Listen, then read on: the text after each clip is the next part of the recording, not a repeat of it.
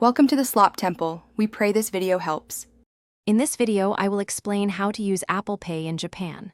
First, you'll want to set up a transit card like Suica, Pasmo, or Icoca directly within your Apple Wallet. Then, add your preferred credit or debit card. It's also important to ensure your device's region settings are configured for Japan to unlock all features, especially for local transit and payments. This initial setup is crucial for a smooth experience.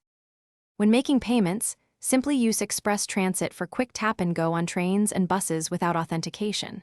For other purchases, double-click the side button on your iPhone or the home button on older models, then authenticate with Face ID, Touch ID, or your passcode.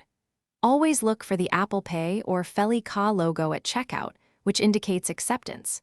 This makes transactions incredibly fast and secure. Most major international credit and debit cards are compatible with Apple Pay in Japan. For transit and local store payments using Feli Ka technology, you'll need an iPhone 8 or later, or an Apple Watch Series 3 or later. Older iPhone models can still use Apple Pay for online and in-app purchases, but not for the tap-to-pay Feli Ka system. Check your bank's compatibility for specific details. To ensure a seamless experience, always keep your device sufficiently charged, as Apple Pay requires power to function. Regularly update your iPhone or Apple Watch software to the latest version for optimal performance and security features. If you encounter any persistent issues, don't hesitate to contact your bank or Apple support for assistance. A quick check can often resolve most problems.